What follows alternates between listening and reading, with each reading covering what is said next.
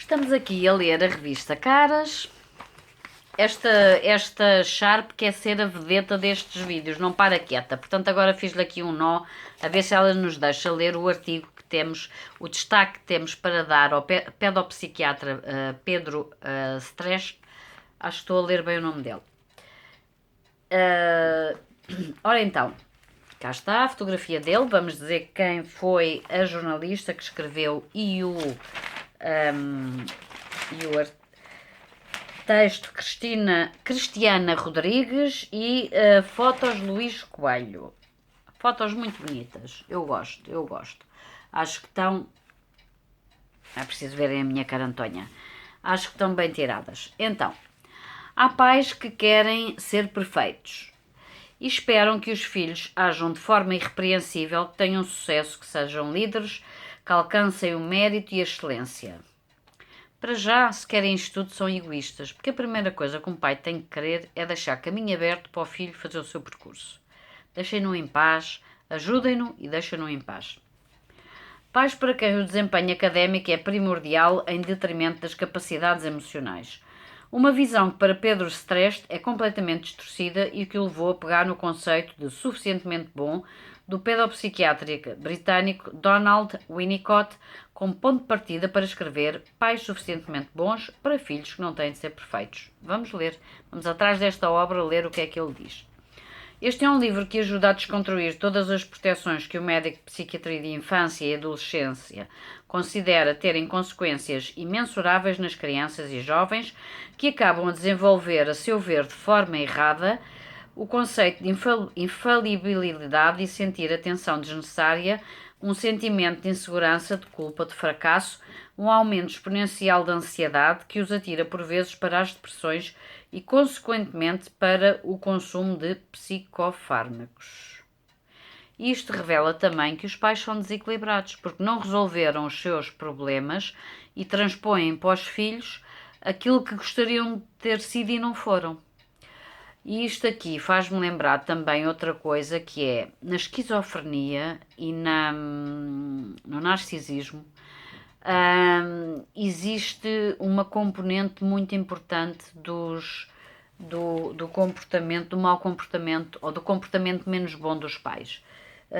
Especialmente há muitos narcisistas que dizem especialistas que são aquelas pessoas que os pais eles nunca são suficientemente bons e os pais só lhes dão, só os valorizam quando são coisas que são bem vistas aos olhos dos outros. Ou então, como no caso de estudo Meghan Markle, que temos aqui uma notícia, a gente já vamos pegar aqui na notícia que eu não queria dar destaque, mas vamos falar nisso.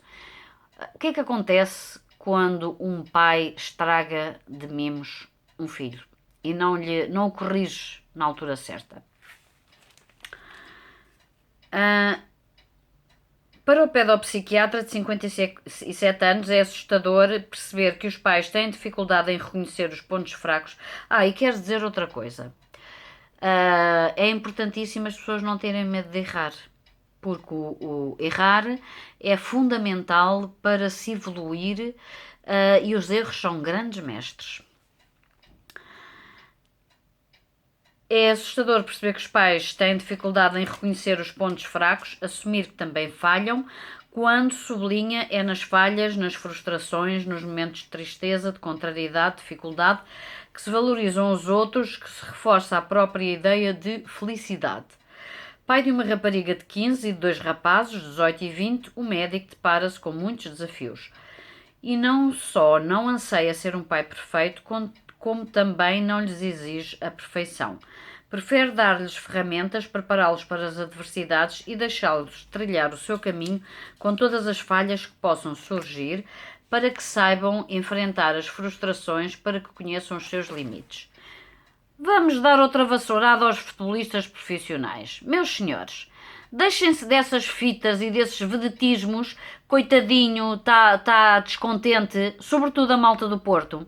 Coitadinho está descontente e toca de partir assentos, de partir isto, de partir aquilo. Primeiro são adultos, têm a obrigação de saber lidar com a frustração. Depois são profissionais, têm a obrigação porque são profissionais e porque só jogam futebol na vossa vida há imensos anos, de saber lidar com as emoções e de meter as emoções no seu sítio certo. E depois de serem civilizados e de saberem o exemplo que estão a dar e que dão aos mais novos e às outras áreas do futebol e do desporto. Portanto, deixem de se armar em bebés, a partir de tudo, coitadinho de mim, que estou mal disposto, engulam, como dizem os ingleses, stiff upper lip, que é, não é assim, para assim, não, ao contrário, olha, não consigo fazer. É quando a gente, eu não consigo fazer sem pôr os cantos para baixo. É quando faz beicinho. Aguentem o beicinho, metem o beicinho no bolso. Se falharam, a culpa é vossa. Não funcionaram bem individualmente, não funcionaram bem com a equipa. Ou os outros foram melhor, porque os outros também não foram lá para perder. Portanto, vocês só têm 50% de hipótese de ganhar, porque os outros não foram lá a passeio. Comportem-se, sejam profissionais. Tumba. Desculpem.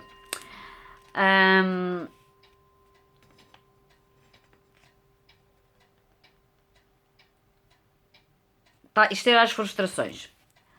Estarão as crianças e pergunta a jornalista. Estarão as crianças e jovens hoje demasiado protegidos para lidar... desculpem a bucha.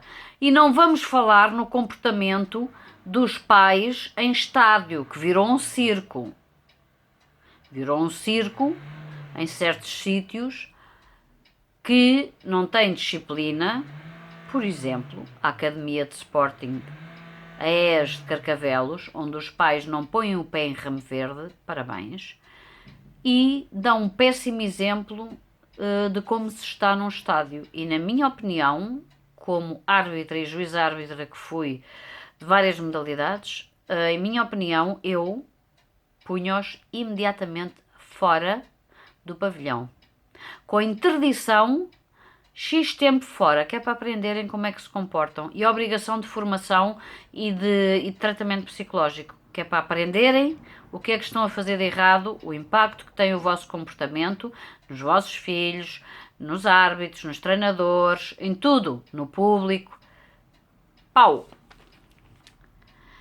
Pergunta do jornalista. Estarão as crianças e jovens hoje demasiado protegidos para lidar com a derrota e frustração? Vamos interromper aqui a pergunta do jornalista.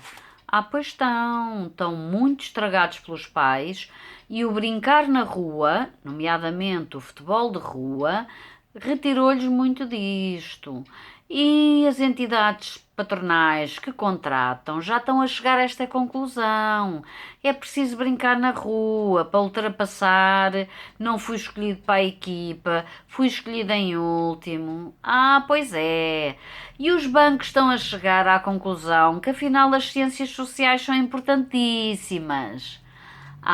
Pois criámos um grupo de ignorantes na sociedade que achava que as ciências sociais não eram nada.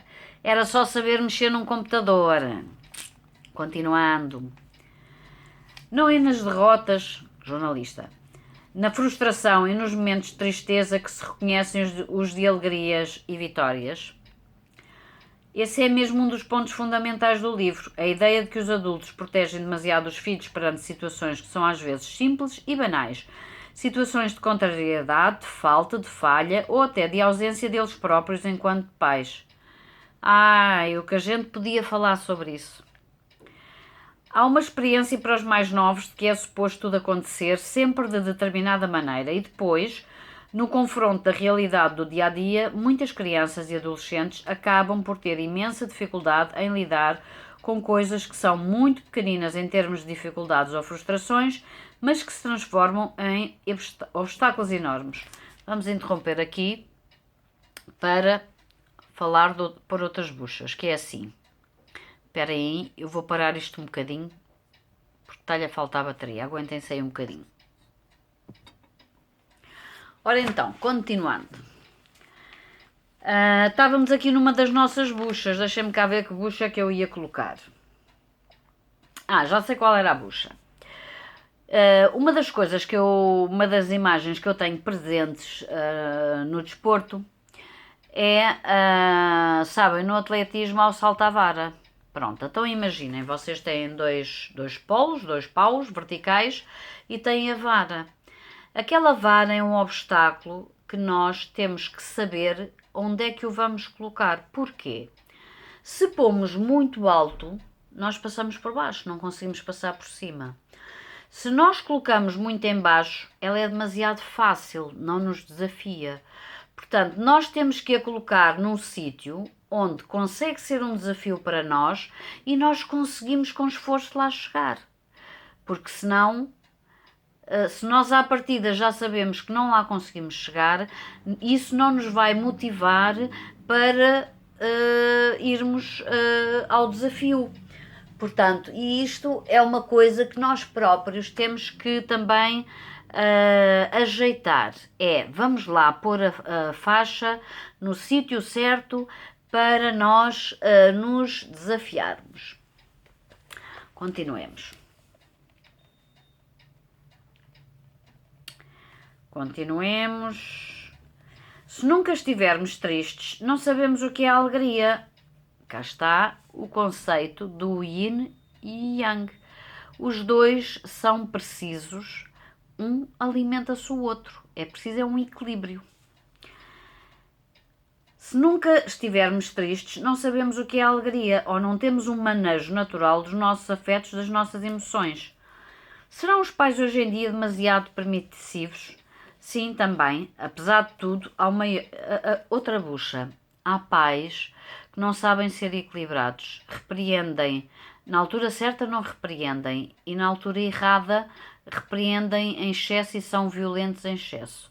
E há outros pais que fomentam muito a violência. E hoje em dia nós temos uma sociedade extremamente violenta. Sim, também. Apesar de tudo, há uma maior fusão de gerações e há muitos... E sobre isto, este artigo é muito rico. Sobre isto vamos falar sobre imensas horas. Vamos fazer um lombado à vista só com isto. Só com esta temática a partir aqui do...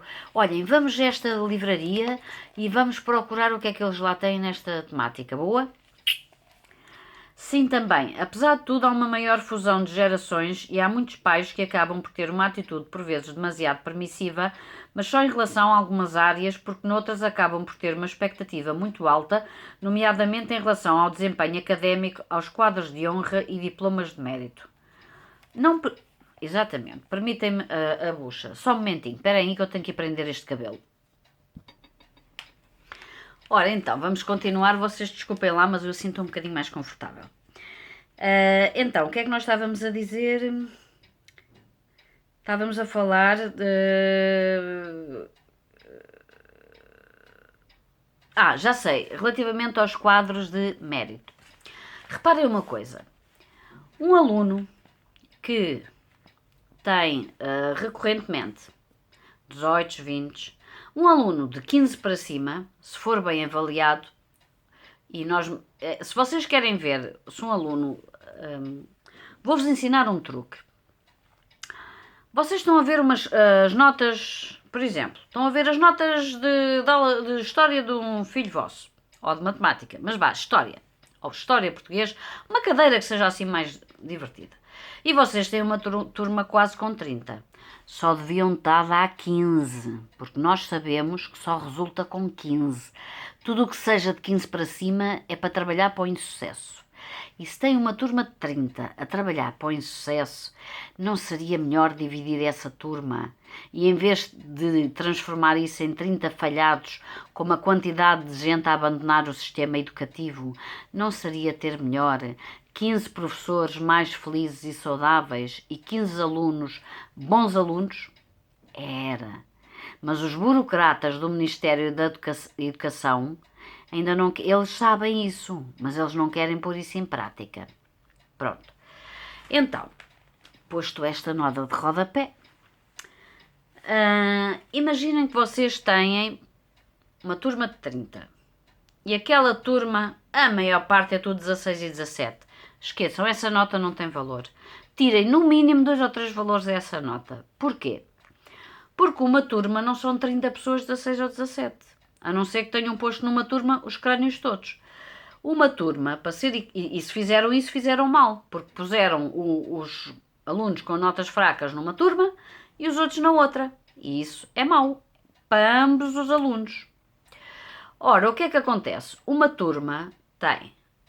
Todos devem atingir a positiva. Se trabalharam bem, professores e alunos, todos atingem o objetivo.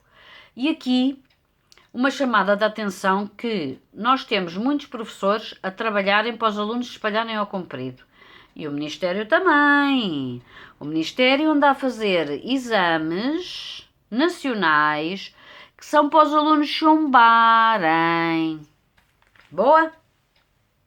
E sobre isso, vou deixar os professores falarem. Depois, temos uns alunos, todos trabalharam bem, 10. Entre o 10 e o 15, um aluno de 15 é um aluno excelente, é um aluno muito bom. Um aluno de 12, 13, já é uma nota segura. Um 14 já é um aluno bom. Um 15 já estamos a entrar naquele patamar de segurança. 16, 17 já é o aluno muito bom. Do 17 para cima é o aluno excelente. E o aluno excelente são 2 ou 3. É assim que funciona. Portanto, se vocês estão a ver uma pauta e aquilo é só 16, 17, esqueçam, tiram 2 ou 3 valores a cada um e ficam com a nota real que aquele aluno vale. Ora, imaginem que tem um aluno que tira 17 regularmente. É aquele aluno que tira 16, 17, 18, anda ali. Esse aluno, se tem um 16 e um 17, facilmente vai tirar um 19 ou um 20. Significa que é bom aluno, que está bem acompanhado, por aí fora. Agora, um aluno que teve um teste 5 e que no teste seguinte tem um 10, subiu 5 pontos. Olha, correu mal e aquilo não era a nota dele normal, ou então é um aluno que teve vários problemas e que conseguiu finalmente ter interesse na matéria, conseguiu estudar, porque há várias formas de estudar, há várias formas de fazer apontamentos, que a maior parte dos nossos professores não fala sobre isso, há várias formas de memorizar para ter sucesso. As pessoas não são todas iguais, porque há pessoas que trabalham mais com o hemisfério do cérebro, são mais visuais, são mais de esquemas, e há pessoas que trabalham mais com o hemisfério esquerdo, são mais picuinhas, são outras coisas. Estes que trabalham com este hemisfério vão sublinhar com mais coloridos, com mais cores, vão fazer mais coisas visuais, bonecos. Este aqui não precisam de tanta cor, basta sublinhar e já estão contentes. Estes precisam de utilizar vários tipos de letras. Estes 2 ou uma chega. Tudo isso é diferente, tudo isso conta. Ora, temos então, imaginem que esse aluno no teste seguinte vai ter um 15. Vocês estão a ver o percurso fantástico que este aluno fez. É um percurso, esse sim que deve receber um diploma de honra.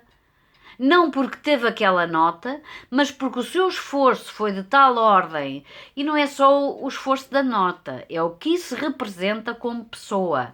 O estímulo pessoal, a satisfação pessoal. Mas ele, para isso, além do trabalho dele, é importantíssimo ter quem o apoie. Quem o apoie quando as coisas lhe correm mal, quem o prepare para o sucesso, para as coisas correrem bem. Estão a ver os quadros de honra? Pronto, a bucha está metida. Adiante.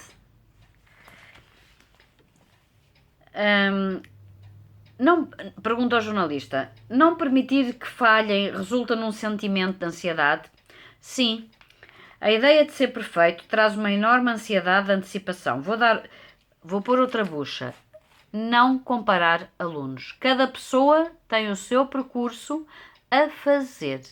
Se o outro aluno tem um 18, excelente para ele. Isso a mim não me interessa nada. O que me interessa é o meu percurso.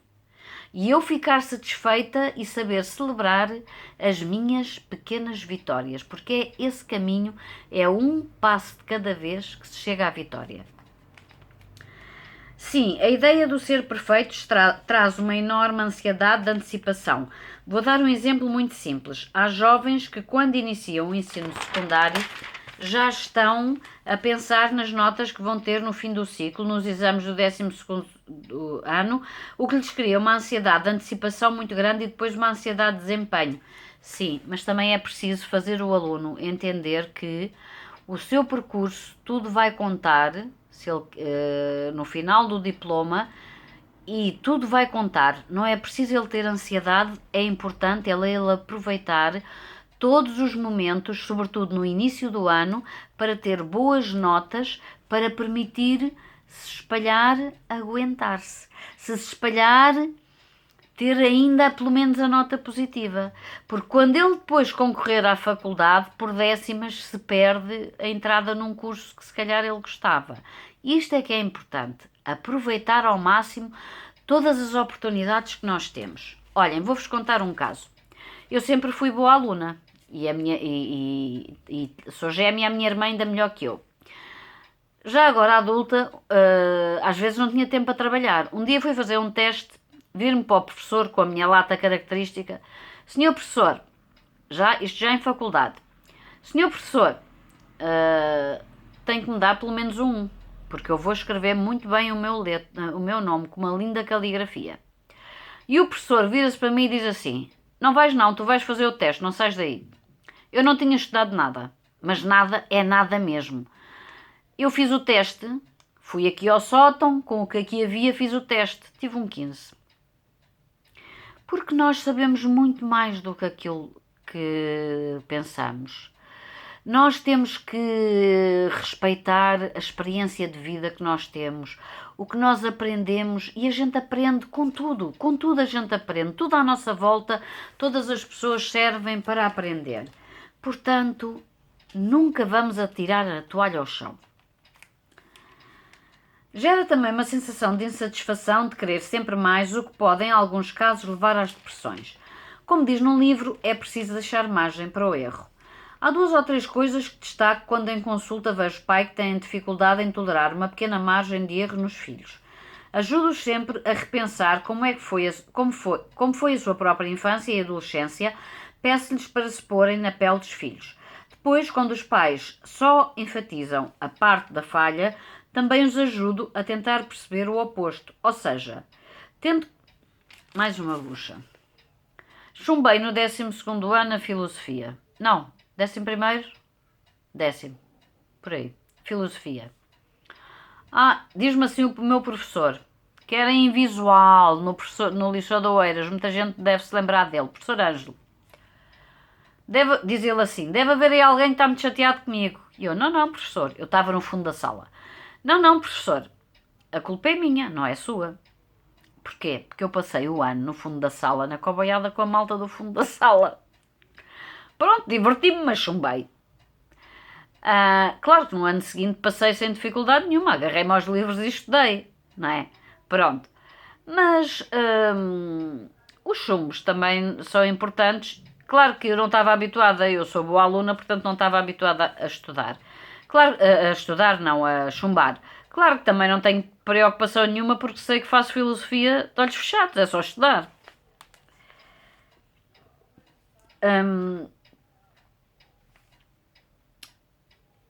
Também os ajuda a tentar perceber o oposto, ou seja, tendo que valorizem as competências dos filhos noutras áreas, sejam artísticas, desportivas ou até sociais. Por último, peço aos pais que reconheçam e assumam as suas próprias falhas, sem acharem que estão a perder a autoridade em relação aos filhos. Vou pôr uma música para vocês, muito gira. Chenoa Soy Humana. Que sequelas é que tamanha exigência lhes poderá deixar?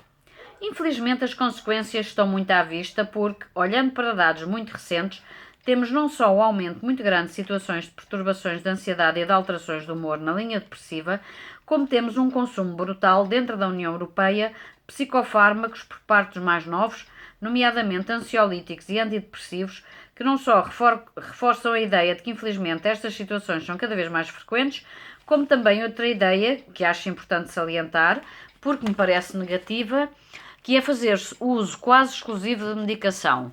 Vou pôr uma bucha.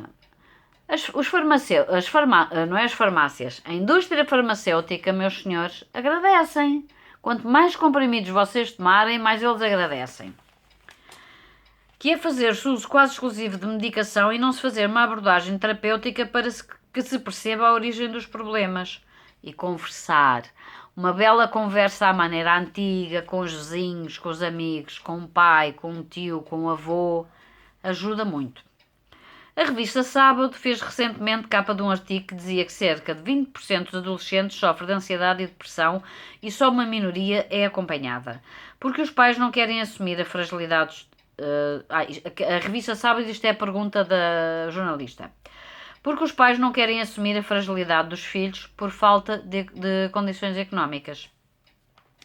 Pode ser por ambas as coisas e juntando-se uma à outra, que é a dificuldade prática de resposta, nomeadamente ao nível de serviços do Serviço Nacional de Saúde, onde o tempo de espera para uma consulta, há bem pouco tempo na área de Lisboa, passava dos 6 meses.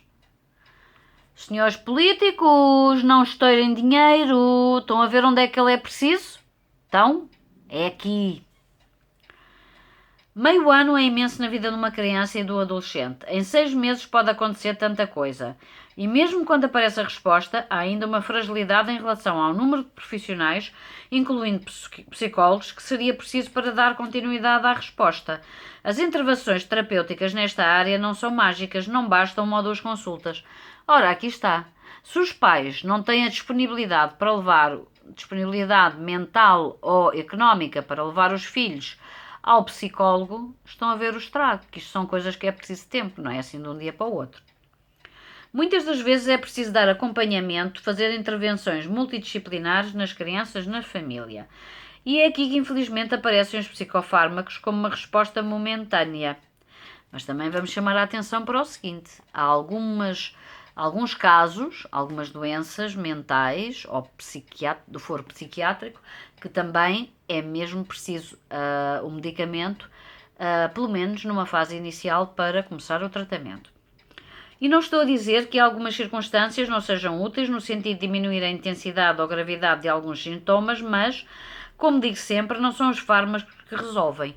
E não vamos pensar só em crianças e jovens. Vamos falar da quantidade de adultos, jovens adultos, que chegam à faculdade enfrascados em medicamentos e drogas e porcarias para estudar, estudam mal, estudam em cima do joelho e têm vergonha de demonstrar as suas dificuldades e se tornam drogados e depois têm grandes problemas à conta disto. Podem resolver momentaneamente o sofrimento, minimizá-lo, mas a resolução verdadeira das questões está muito para além disto. Estão longe de resolver a raiz dos problemas mais profundos que lhes dão origem. Diz o jornalista. Numa passagem do livro pode ler-se: ter tempo livre, descansar, fazer coisas sem um propósito determinado é visto como socialmente criticável e entendido como displicência ou desinteresse. Isso angustia esses tais pais que não admitem falhas. Olhem, vou-vos dizer uma coisa. Um aluno que na véspera do teste se vai divertir, eu fico contente. Das duas uma, ou ele é inconsciente e não estudou nada, ou então estudou e vai relaxar, está confiante e quando chegar o dia vai sair o que tiver que sair.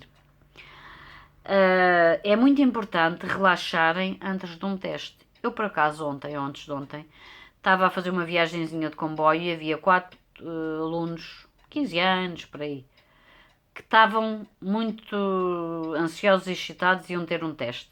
Até se estavam a pegar uns com os outros. Eu tive mesmo para falar com eles, não falei, que eu às vezes faço assim teatro de rua, mas tive mesmo para intervir. Para a próxima intervenho, que é explicar, porque eu já tenho idade de ser um bocadinho paternalista e de lhes dizer estas coisas e eles aceitam. Mas também é a forma como se diz as coisas, que é: estejam calmos, porque vocês estão num estado que o vosso cérebro precisa de meia hora para descansar antes de conseguir raciocinar. Estejam calmos, tenham confiança em vocês, porque vocês precisam de estar calmos, porque senão chegam ao teste, a primeira coisa errada que vocês vão fazer, não vão ler com atenção o enunciado, não vão ler as perguntas com atenção, vão se espalhar ao comprido. Esse tempo que vocês estão nervosos e que vão despender no início do teste, vai-vos fazer falta no final, para lerem o vosso teste com calma e para corrigirem alguma coisa que vocês acham essencial. Para pensar em gerir a resposta, vocês sabem ou têm alguma noção de que há perguntas que valem mais em termos de pontos. E essa pergunta que vocês têm que dar mais atenção. Não precisam de escrever ao quilómetro. Aliás, ser sucinto é uma arte. Precisam é de responder melhor às perguntas que dão mais pontos, ok?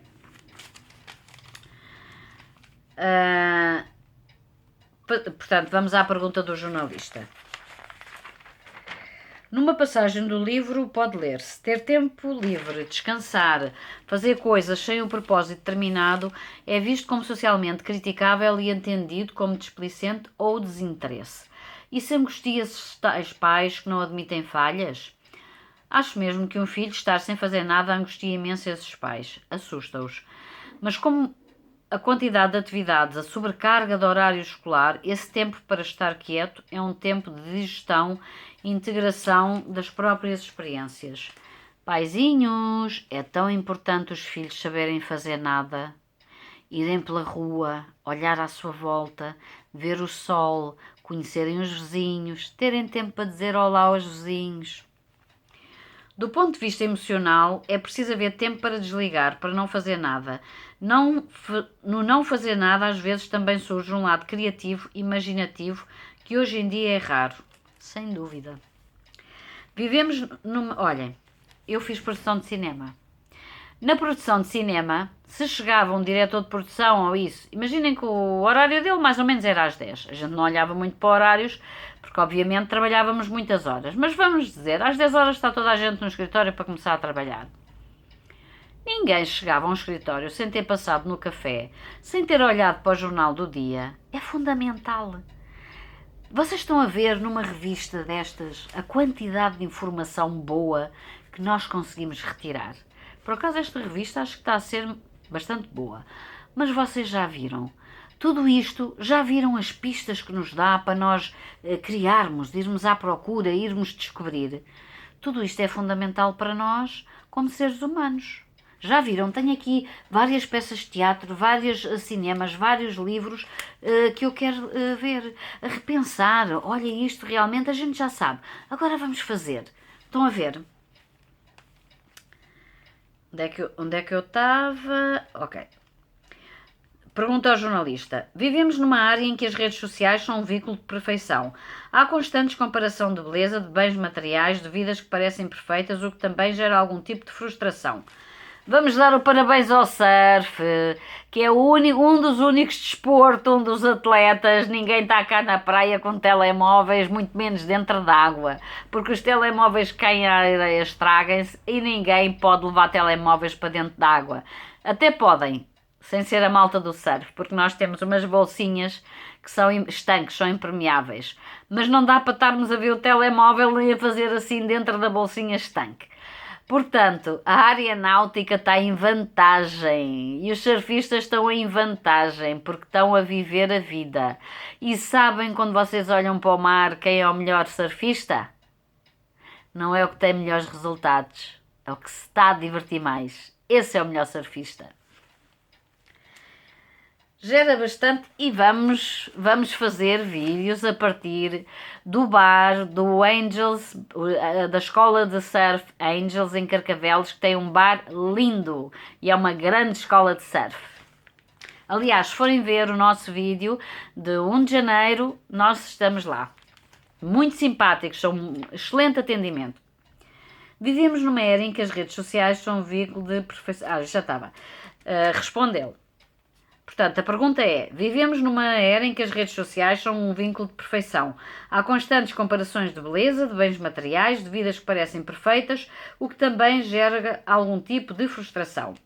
Gera bastante até, cria a ideia falsa de que não acordamos com olheiras, de que o cabelo não está despenteado. Não, nunca!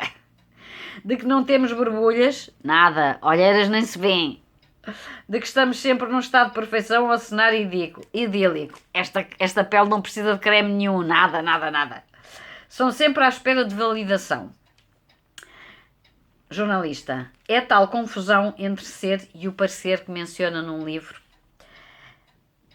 Sim, e há miúdos que estão de facto muito dependentes disso, que publicam fotografias a partir de determinada hora para terem mais visualizações, mais likes. É tudo muito fabricado, do que cria uma expectativa imensa em relação à imagem. Sabem que se publicarmos mais que 3 vídeos por dia, que é o que eu muitas vezes faço, porque despacho, são vídeos pequenos, estes hoje estão a ser grandes, mas normalmente tenho vídeos pequenos, mais que 3 vídeos por dia, YouTube não notifica. Tenho uma filha menor. Certamente tem redes sociais. São controladas por si? Sim, ela tem redes sociais, mas tanto eu como a minha mulher nunca a controlamos e não advogo isso para a maioria dos pais. Não defendo o exacerbado controle parental. Terem esse acesso é quase como se, quando éramos adolescentes, nos lessem o diário e invadissem a nossa privacidade.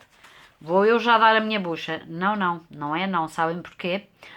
Porque hoje em dia, estes telefones, vocês podem estar num parque e estar um drone a roubar-vos toda a informação do telefone. É fácil, fácil.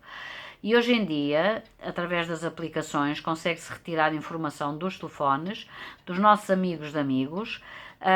Há imensos perigos na internet, perigos muito graves, e não é a mesma coisa. Porque o diário antigamente estava dentro de casa, tinha uma chavezinha, estava dentro do quarto, não estava assim tão acessível. Portanto, não é a mesma coisa. Digamos que hoje em dia é muito mais difícil aos pais. E não é só isso, é que reparem uma coisa. Imaginem que existe uma adolescente, há contas falsas, não é? Há homens e pedófilos e homens que querem, por exemplo, tirar para adolescentes que têm problemas, por exemplo, com os pais, e querem transformá-las, escravizá-las em suas escravas sexuais, por exemplo, que estabelecem facilmente 1 minuto, chega bem para contactar com elas, têm contas falsas, dão imagens falsas e estabelecem conversações, e dali a nada a rapariga sai de casa, foge, vai ter com ele. Os pais chegam, vão apresentar à polícia, a polícia não inicia buscas antes de 24 horas, se a criatura tiver mais que 18 anos é maior e vacinada. A polícia não sabe até onde os pais estão a falar a verdade ou mentira, até onde existem mais problemas que eles não sabem ou não, até que a polícia judiciária se meta em campo, consiga alguma coisa, não é a única que tem a desaparecer. E às vezes vamos encontrar jovens que foram pelo seu pé e que depois encontramos fechadas dentro de casas como escravas sexuais. Portanto, infelizmente, hoje em dia os desafios são muito maiores. Exatamente isso. Há pais de adolescentes que têm sempre de saber o código de acesso ao telemóvel dos filhos, e isso é como espreitar pelo buraco da fechadura. Se têm telemóvel, mal ou bem é deles. Compete-nos reforçar a responsabilidade dos nossos filhos, conversar com eles sobre os riscos que poderão correr, alertá-los e, obviamente, estarmos atentos, mas deixá-los ir descobrir o mundo. Atenção aos pais que têm crianças pequenas. 5, 6, 7, 8, 9. Não pensem que dizem aos vossos filhos assim: não vás com estranhos. Não, mamãe, não vou com estranhos. Podem ter a certeza que basta um gelado ou uma coisa para, em segundos, os vossos filhos irem com estranhos. Não tenham a menor dúvida. Eu vou ver se consigo encontrar um vídeo que foi feito por uma jornalista de Nova Iorque com o seu filho. Até ela ficou chocada. Deixar os filhos voar acarreta sempre um risco com o qual muitos pais não querem lidar. Mas o melhor é assumir e aceitar esse risco como um desafio próprio do crescimento da vida. Hoje as circunstâncias mudaram muito, sim, há mais solicitações, mas também é importante que os jovens conheçam e ganhem os seus próprios limites e mecanismos de defesa. Pergunta: enquanto pai, terá também muitos desafios. Com que dificuldades é que se depara? Tenho muitos desafios e enganam-se as pessoas que acham que os meus filhos são perfeitos e que eu também o sou. Como pai, tento ser o melhor possível, ou sou suficientemente bom, mas reconheço que tenho imperfeições e falhas. Os meus filhos já me lançaram vários desafios, a mim e à minha mulher, ou seja, já fizeram a cabeça em água. que nos obrigam constantemente a readaptar-nos perante ideias que já tínhamos sobre eles ou até coisas que imaginávamos que seria expectável dentro do trajeto deles. A minha filha não, estão a ver o género? Não, pois não. Agora por isto, muito cuidado a quem tem filhos que se possa dizer, olha, atenção que o seu filho parece que está drogado, porque os pais muitas vezes entram em negação e uma pessoa de fora facilmente consegue ver se um filho está drogado ou não. Vê-se nos olhos, vê-se pelo seu comportamento. Muito cuidado. E é muito fácil hoje em dia. Há muita droga a ser traficada à porta das escolas e é muito fácil um jovem entrar, ficar dependente da droga, porque é exatamente isso. É uma droga e as drogas não são puras. As drogas estão... por exemplo, imaginem que é uma cocaína ou outra coisa qualquer que eu não percebo nada de drogas. Não é cocaína pura. Aquela droga já foi dividida e juntou-se-lhe porcarias de químicos e, portanto, o seu filho está-se a drogar, está a pagar aquela droga e está a consumir uma data de químicos que lhe vão arrebentar com a saúde toda e arrebentar com o cérebro.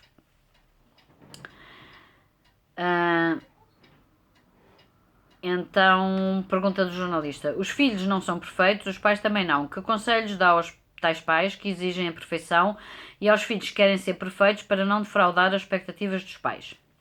Um conselho que dou é centrarem-se no título do livro, aceitarem que há falhas, que são naturais e que mesmo quando o desempenho acaba por ser bom, as falhas existem nesse mesmo trajeto. Eu também acho que sim. Os pais serem os melhores pais possíveis e os filhos serem os melhores filhos possíveis e aceitarem as suas falhas, as suas imperfeições e muitas vezes coisas que aconteceram aos filhos em pequenos, aceitarem que naquela altura o que ele sentiu era o que aquela criança sentia, que hoje em dia pode entender e deve entender as coisas de forma diferente e ser capaz de perdoar que o pai ou a mãe naquela altura não conseguiram ser melhores porque se calhar não tinham formação humana, não tinham capital humano para ser melhor. Se calhar até sabiam que estavam a fazer errado, mas não conseguiam ter uma atuação diferente para ter um resultado diferente. Muitas vezes estão fechados em ciclos viciosos. E assim acabamos o artigo do Pedro Stress, que é mais um artigo que nós vamos fazer mais vídeos. Tchau!